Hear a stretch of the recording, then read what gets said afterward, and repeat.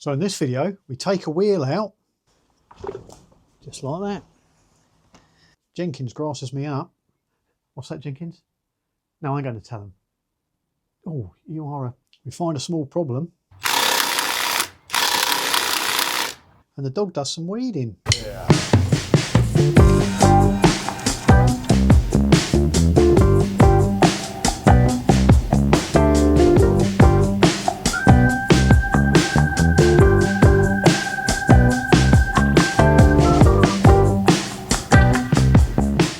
What's that, Jenkins? Yeah, I've taken another motorcycle apart. Yeah. Anyway. Oh, hello! Welcome to Tweed's Garage. In this video, we are continuing work with the Honda CB250 RS. Now, we've been tackling the output shaft seal, which is notoriously difficult to replace because you have to take the whole engine apart to pop it in. And normally you sort of work from the top down to get to it. And I wanted to see whether you could do the dispatch rider legend of just sort of turn the engine upside down and take the case off the bottom, pop it in that way, which you can do with a bit of care. You have to go back, and I'll put the playlist down below and you can go back and see that. So got that done, got all the valve clearances done, got the engine back in the bike, started to button it all up, but ran out of time. So in this video, putting on new chain and sprockets, adjusting the chain up, then we discover another problem that we really need to correct. Can't leave it as is, which involves taking the swing arm apart and yeah, you know, things escalate. So we'll go and have a look. It's out in the garden. Look, you can follow me. Follow me. Come on. Don't be shy. Come on. Are you coming? Okay, let's get the brakey bits disconnected. And this is a 14mm spanner and the brake adjusting nut, and then somebody's been busy with the R clips rather than split pins. Makes a nice change. There we go. Yeah, as tight as anything. There we go. Work it backwards and forwards a bit.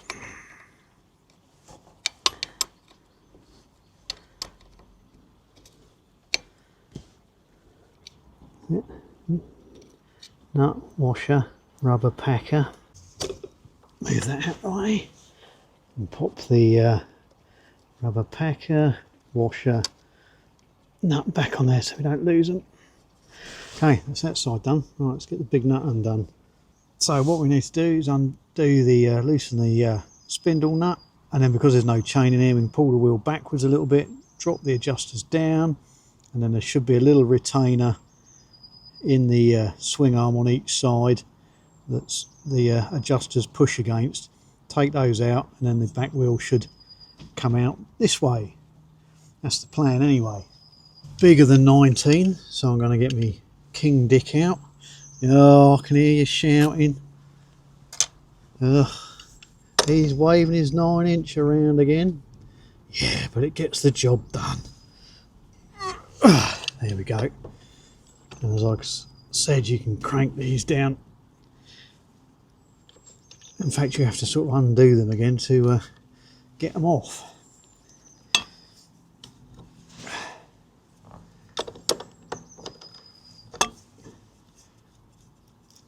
There we go. A much better option than these, which do slide off. But you'll all be saying, yeah, but engineers would never use one. But they would if they needed to get the job done. There you go, it's loose.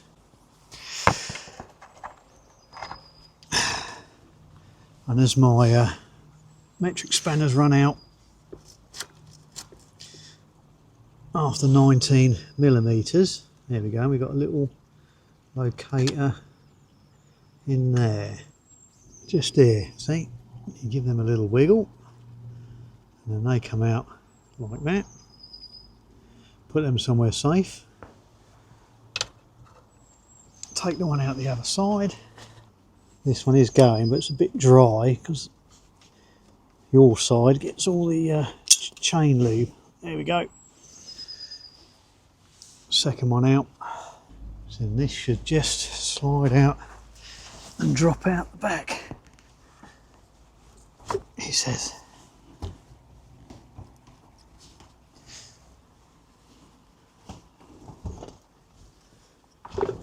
Just like that.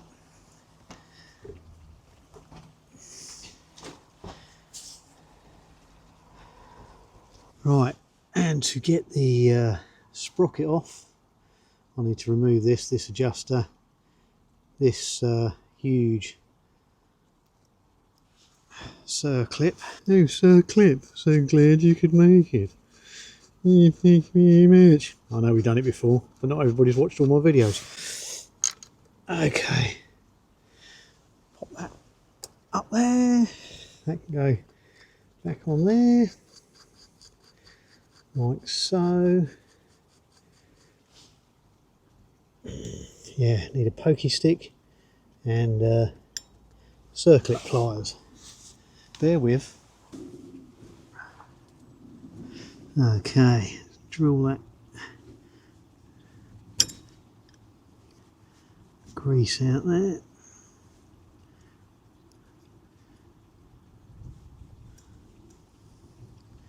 Out there.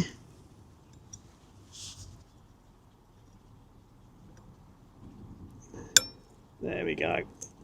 Gotcha. There we go. On the circlip, put it up there, safekeeping. And then this should come out. Yeah, give that a bit of a clean.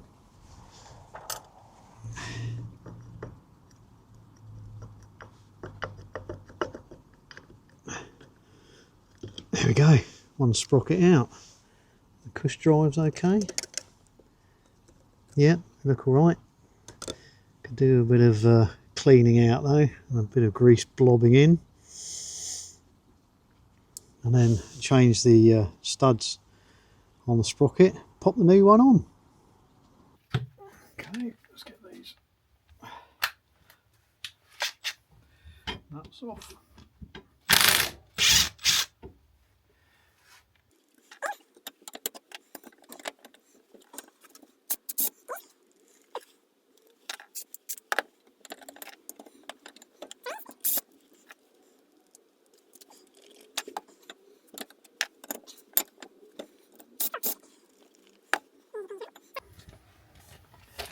Okay, one new sprocket, shiny, with the recesses for the what do you call them? Spindles.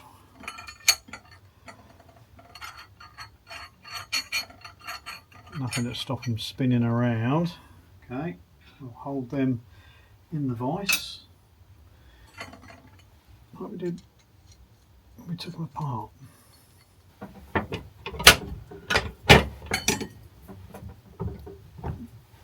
Do that up like so. Knock the power down.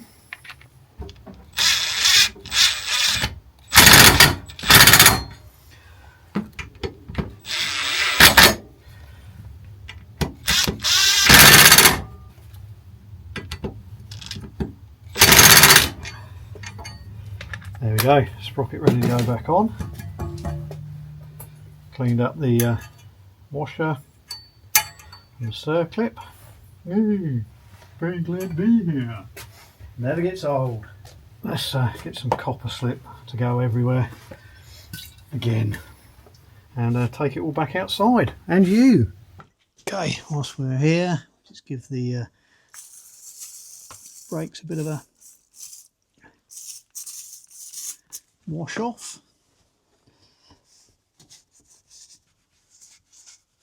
The bearings are okay at the moment, but could do with a new seal in the other side.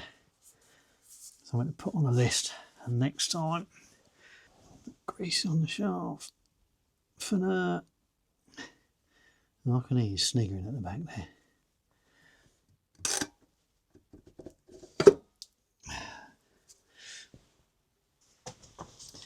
On this side, I'll give him a little wire brushing out. A bit of a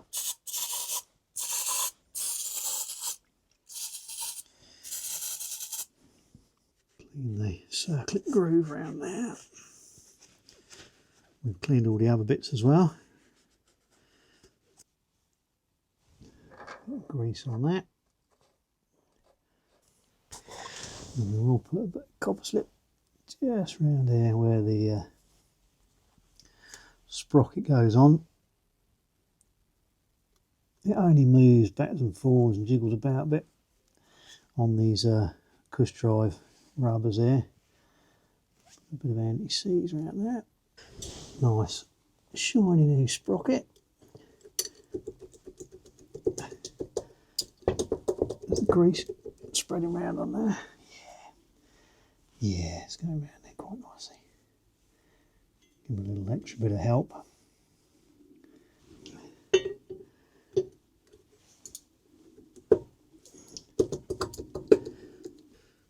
Vacuum washer on. So, the old circlip as well and in the groove there. But we might as well share the copper slip love as it goes everywhere.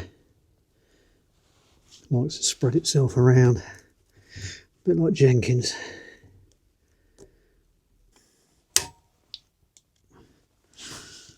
That bit in.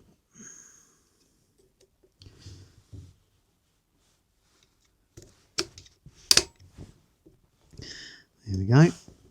Can you see that? It's all the way around. There we go. Lovely new sprocket on. Right. Get that back on the bike. Not before seeing if we can sort that broken grease nipple out.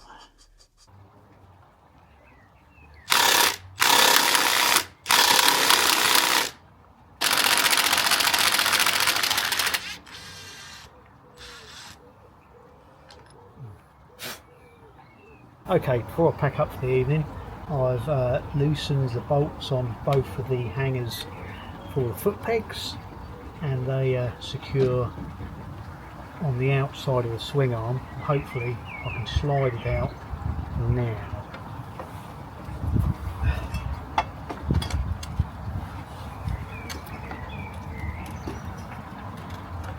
It's got this pesky brake switch wire on this side, just seems to be getting in the way. Oh, yeah, side.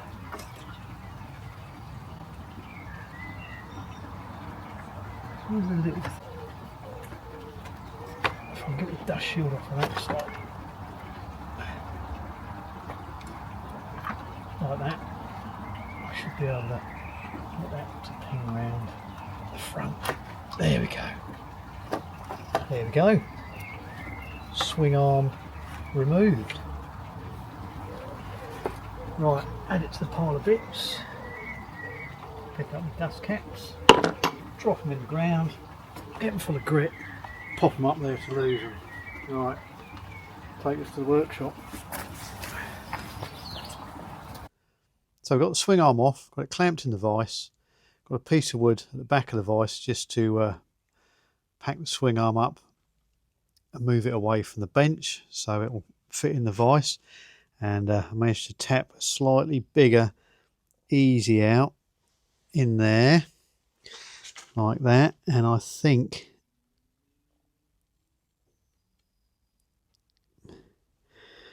it's starting to move.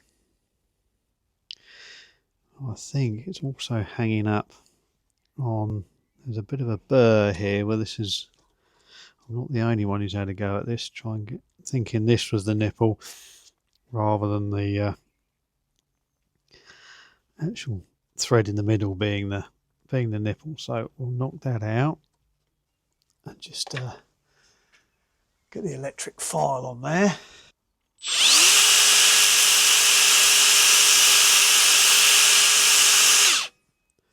So easy out back in there. Give it a little tap to bed it in.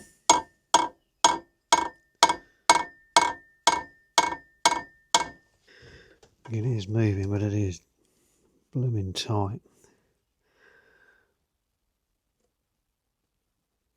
I think if we can break out past the suede material, there we go. I think as long as we keep it straight, true. Don't twist your easy out, it will snap really easy. Now these are old English ones. Yes, Chris, they're the ones you gave me, and they're still doing sterling service. There we go. The little bugger is out. Hoping that's 6mm. Yeah, looks like 6mm. We've got some of those. Just another handy Amazon pack. Multiple grease nipples. These are metric ones. Yeah, I think I used one, but yeah, buy them in these packs and they'll always come in handy. Right, let's have a look. The other side is an angled one. And I think we need an angled one because it needs to stick out this way because it's the only access into it. Going to do the job.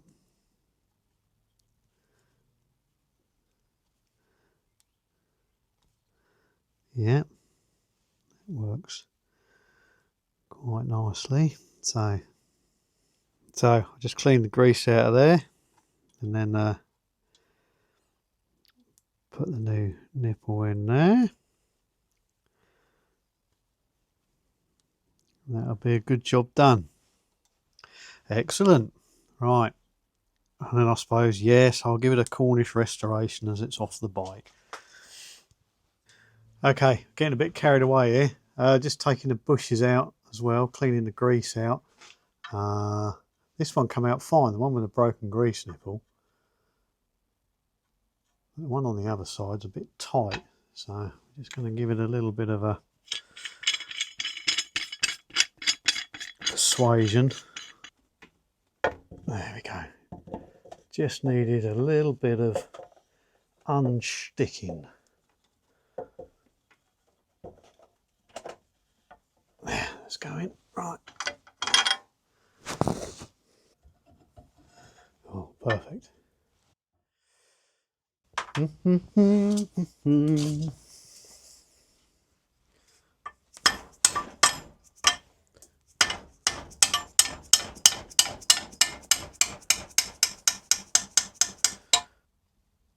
yeah, there we go. I can wiggle it.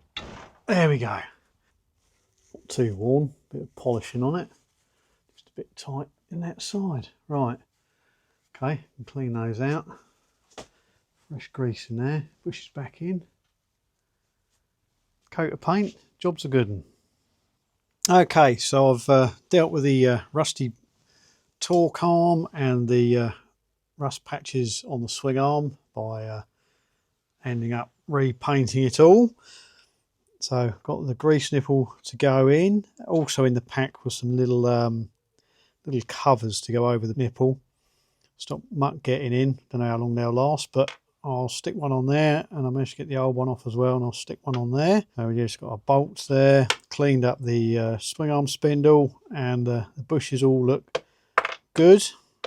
All the bearings, bushings are in up here. So yeah, it's just a case of putting this all back together, get it back on the bike. So let's have a look see. Got it hanging up here to try and avoid damaging the paint for as long as possible. Probably about 5 minutes. But you know, we'll show willing. Let's take out my masking.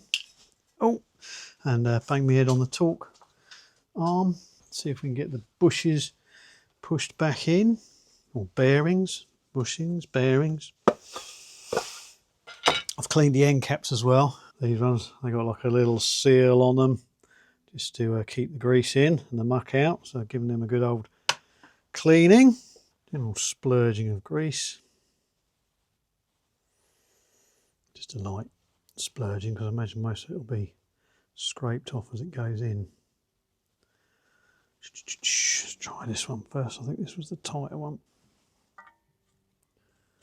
Yeah, that one goes in nicely. Like so. This one was a bit of a pickle. A bit of a persuasive tap.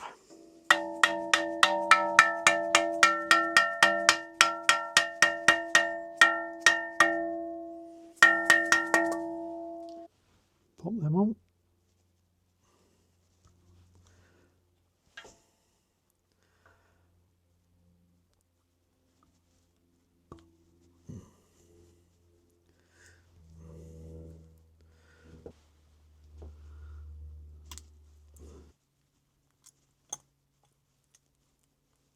There we go. So that's them assembled. Then pop the grease nipple on that side. That was the one from that side.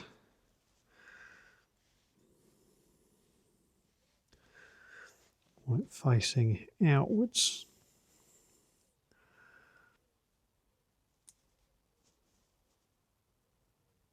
About there. I reckon there will do. There we go. Nipples for greasing. 2 of. Pop the torque arm back on. Like so. Retrieve the spring washer we dropped on the floor.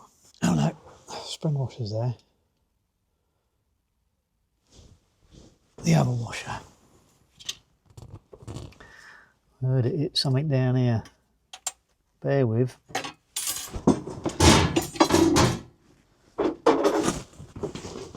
Gotcha. Little tinker. Right. That on there. Like so. Followed by the nuts. It's got to be 12 on the outside. 14 and 12. Of course it is.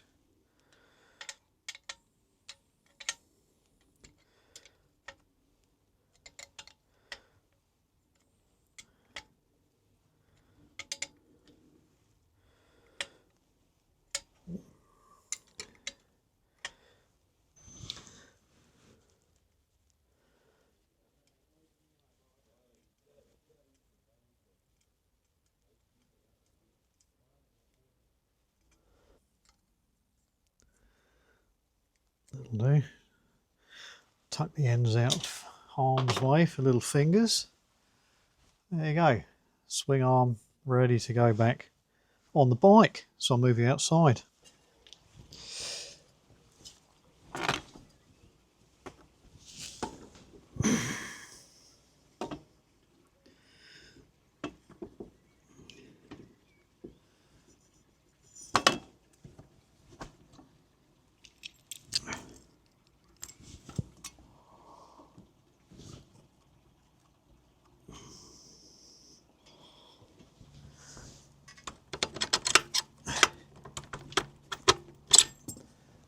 That sounds better. That's it. There we go. Let's loosely assemble. Did we manage to scratch the paint? Yeah, of course we did. Never mind. Touch that up. Right, get the shock absorbers on, chain guard, and we're getting there.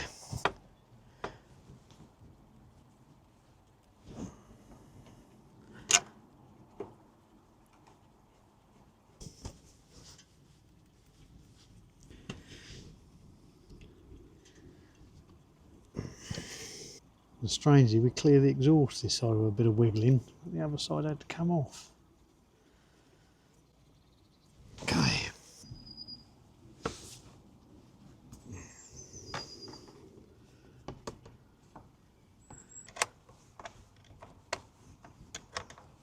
Right. One not so shiny wheel with shiny new sprocket. In and under and around.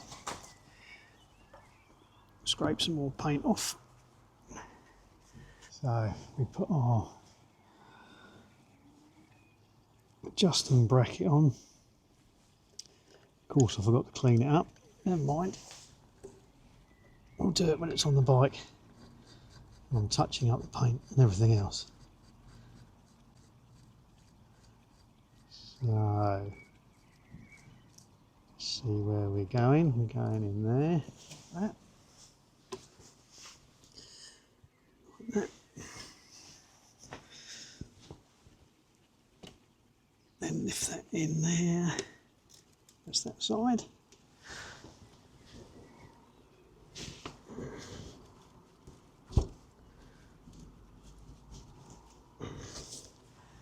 That's that side.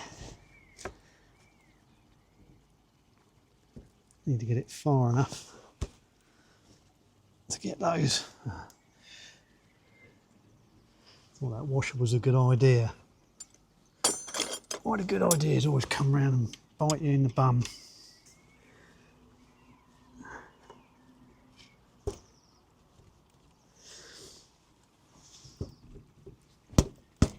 There we go. Right, and then we can fidget in the little stops. One that side. Just fidget in the one in the other side. Just taking some more paint off. A bit of a fidget when you can't see what you're doing. Right. So wheel back, adjusters up. Wheel back, adjusters up. Wheel forwards. Just to set it on the adjusters, but with a new chain, I suspect we've got to go this way quite a bit. And I really should have cleaned those.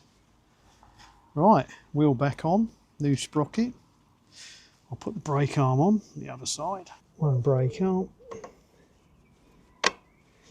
Looking a whole lot better. That was the main reason I decided to give it a... Do you mind, Mr. Pigeon? Just, God's sake, shut up.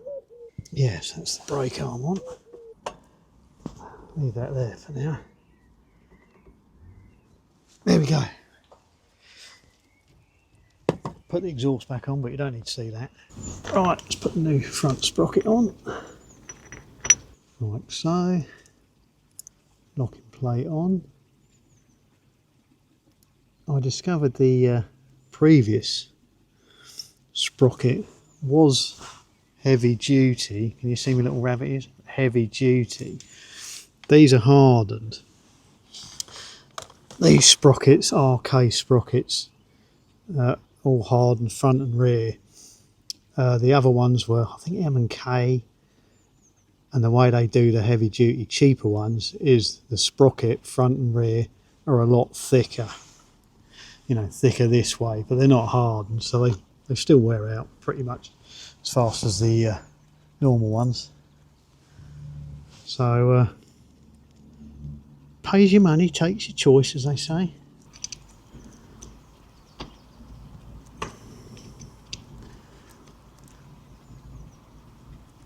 Okay, now for the chain. Should have put the chain guard on afterwards, but let's see if we can.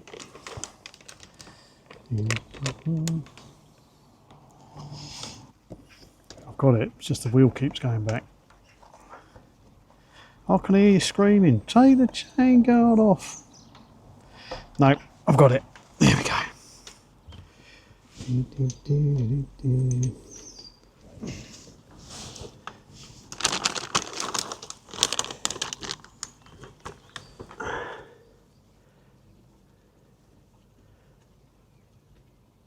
Yep, need to drop it back a bit more. That's good though. So I just move that one back. Blimey, they're not wrong about heavy duty. Took a screwdriver and a pair of pliers to get that split link off. Okay, bring a chain up here. So put that next to it, coming from the other side.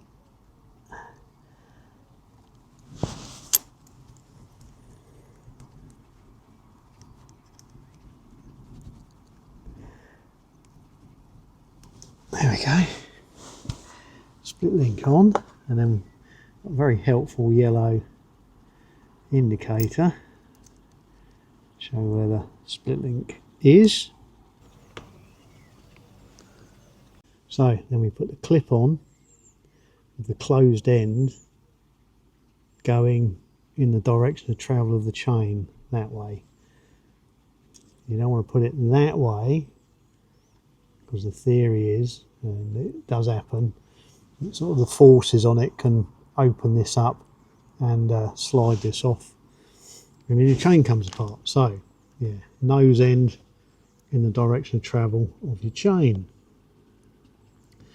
Pop that in there like that. There we go. Clip on. And all we've got to do, set the adjusters, sort our adjustment out, and we're nearly there. So we've got the chain on, and we've checked our adjusting marks are equal on both sides of the swing arm, this side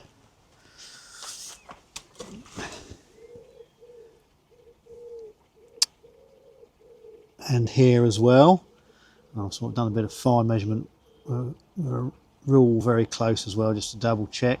I've also measured from centre of the axle to the swing arm centre, and the other way to do it is to put back wheel alongside the back wheel and then going past the front wheel and measuring, but unfortunately it's got the centre stand in the way and it's more of a sort of five-handed job. So for now we've gone by the marks and by the measurements from the centre of the axle to the centre of the swing arm, which is pretty spot dot on. So I'm going to take that as pretty close to the mark.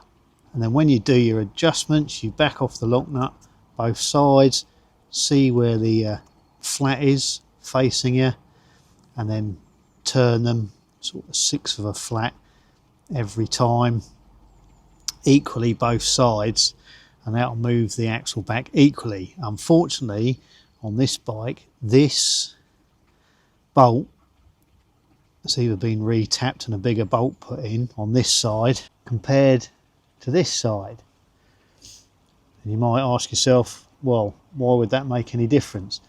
Well, because this is a finer pitch than the other side, so sort of one revolution on this bolt will be less than one revolution on the other bolt, so you'll have to keep tabs on your measurements here and then maybe check it with a baton later on. But that will be pretty good for now, so I'll tighten those down in a minute, but I just thought I'd show you, for those that don't know, just the how you adjust the chain, how you check the tension, because it can be a bit confusing. So I've marked up a piece of wood and I'll get you down there and we'll show you. So you can see here I've marked a piece of wood up so you can see. So that's the you can just see if I move that down, that's the resting position of the chain, and then you're just adjusting the free play from there up to its upper position, from there to there. And for the Honda, for this one, it's 15 to 25. Okay, so it's tight there. But what you have to remember, what they talk about is adjusting a chain at its tightest point. But you'd think, you know, chain links all the same. You know, a chain would be the same tension all the way round. But I can demonstrate here. If you watch the chain as I move it round, it drops down. Can you see there? So it's moving around to its sort of slackest position there. If I move it back, you'll see it will tighten up and move back up to where I had it at its tightest point there. So see, if I move it back to its slackest position there, you can see there's a lot more movement. But the trouble is, if you've done your adjustment here and adjusted this to 15 to 25, by the time you got it back to its tight spot there, there wouldn't be any movement here. So that's what you need to do. You need a bit of give in the chain as well, because the swing arm, you know, moves up and down, and that effectively changes the length between the two sprockets, because ideally you'd want the sprocket on the same centre spot as the axle to the swing arm, but of course no, they're always forwards of that on the engine. So yeah, you know, you get a bit of an arc going on, so a bit of tightening and loosening of the chain as it goes up and down. So yeah, so that's what they mean by its tightest spot. It's better to put something you can visually see and then just run the chain round till you find your tight spot. See, you see it just drops away there. Bring it back. There's probably another tight spot the other side. See? And that's how you adjust your chain. Simple as that.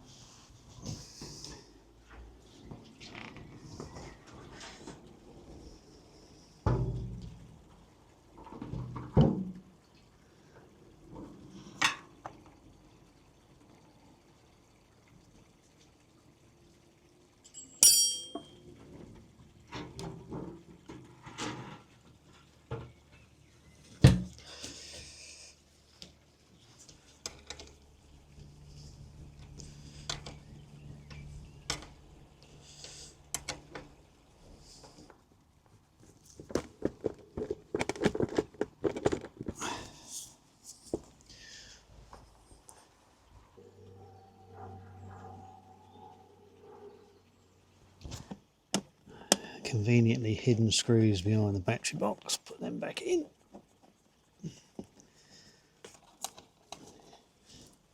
Right, now tighten that one.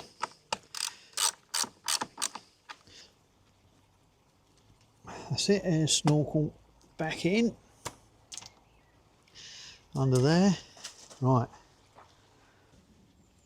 Let me pop the battery in. And then, doesn't matter if it's positive or negative earth, always connect the live side first, whatever that is. On this it's the positive. And give that a little tweak up. And the reason for doing it that way is if you're ever on the live side and slip, catch your spanner on the chassis or some earthed bracket, you won't spark your spanner because it's all still dead at the moment until you connect the ground side. And then if you slip off the ground side and touch ground, it won't cause any sparking, so that's no issue. So that's why you always connect the live side first.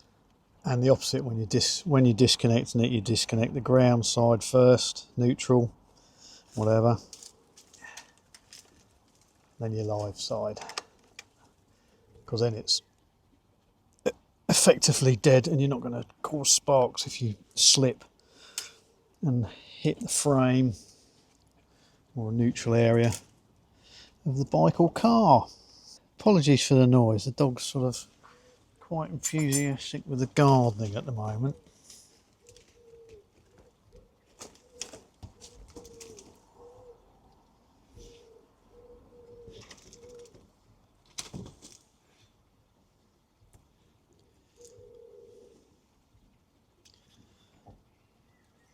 Well, as long as he's pulling bindweed or nettles, I don't mind really. What are you doing?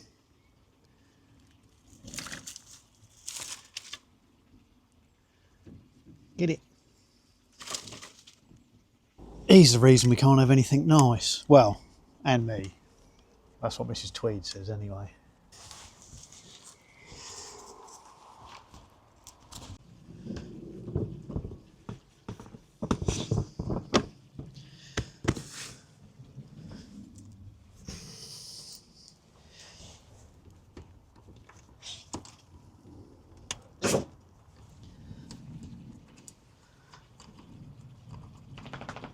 Wait.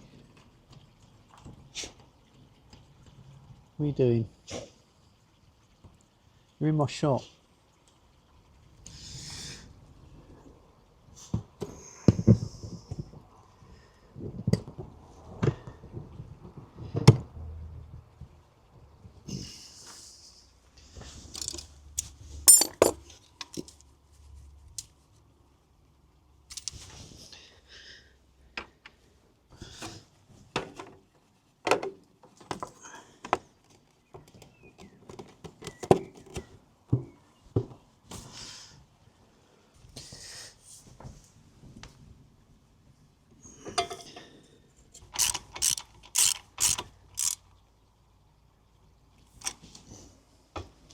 Okay, so we need to fill it with oil. So I've got my wonderful long spout funnel to go in there, because unfortunately the crash bar's getting in the way. We need 2 litres,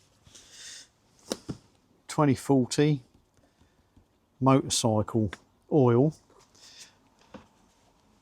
Why do you need motorcycle oil? Because most motorcycles have a wet clutch, and if you use some of the car oils, they're not designed for wet clutches, and your clutch will slip. But you know, got something like a Ducati with a dry clutch, you could use car oil. I know there'll be people out there exploding, but you know, all the internals are made from the same stuff all other car engines are made from. It's just what the oil salesman, snake oil salesman, is trying to sell you. But yeah, but definitely for most motorcycles with a wet clutch, need to use an oil blended to work in an engine with wet clutches. We've got a little indicator on the side here, so we can see how we're going. So that 1, 2. So it's about a litre in there at the moment.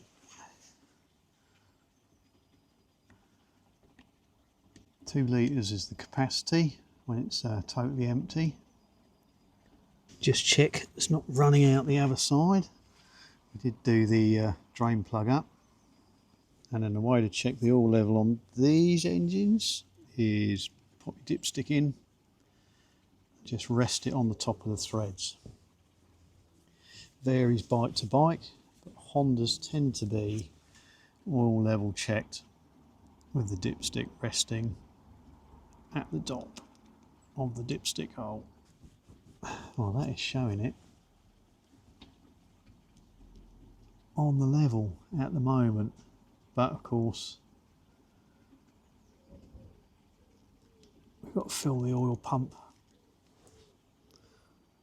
and stuff like that. Yep, spot on the level at the moment, so pop that in like so. Wipe off the spillage like so, move the oil so we don't kick it over, and then kick it over a few times, get the oil going round, check it again, and see if she fires up. Ignition on, fuel on, choke on, kick start out, give it a few pumps.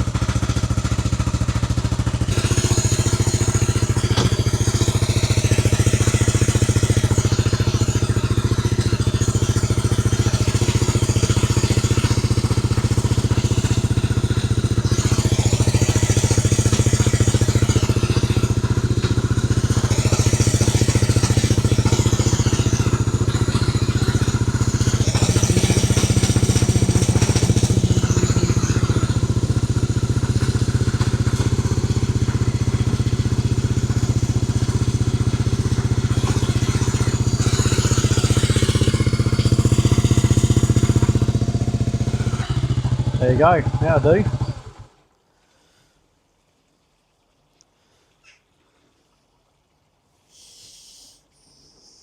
All the gears seem to work. I'll let it sit, check the oil, top it back up, job's done.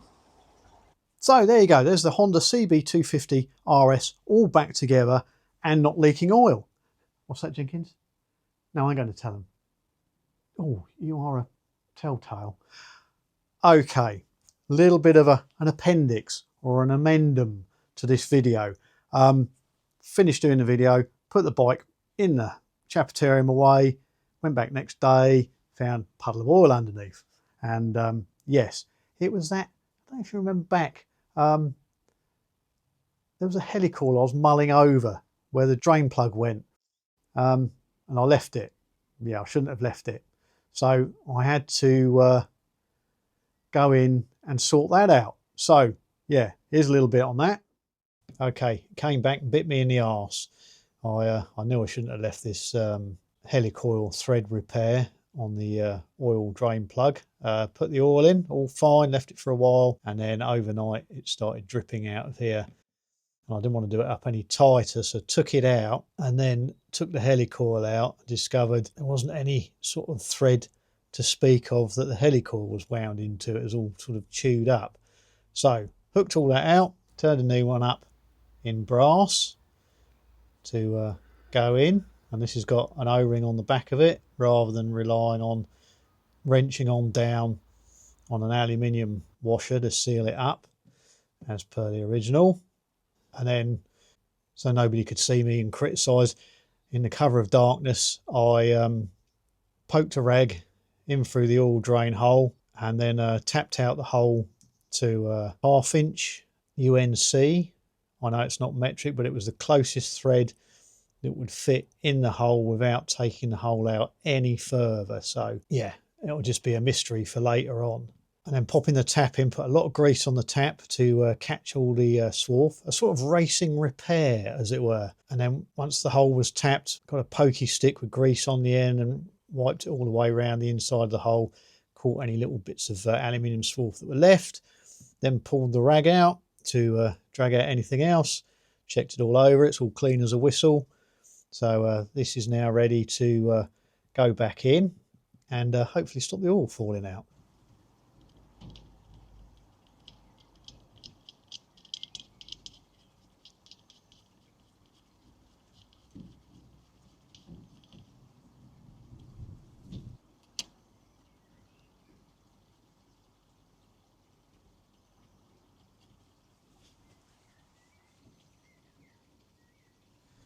So with the drain plug made and the hole retapped in the case, installed the drain plug, popped the oil back in, ran the engine, let it warm up, left it standing, and there's no oil underneath now. So we've got it back to sort of peak non-leaky Honda. So good job done. Checked all the lights, all the electrics, they're all working lovely. So we're ready to stick you on the back in another video, go for a ride, and yeah, I think you and me will go for a burger. Yeah. Don't tell your partner though, because they'll only sort of talk you out of it, telling you it's unhealthy. But we'll get it with a sort of bit of lettuce and a tomato. So it's, you know, at least 2 of your 5 a day. Yeah? All right. See you next time. All right. Cheerio. Right, Jenkins, you wait till I tell your mum you're a tattletale. In another video, I'm going to stick you on the back and we're going to go and go. That required... What's that, Jenkins? Yeah, I've taken it on. Oh. Well, checked everything else, all the lights are working and the gear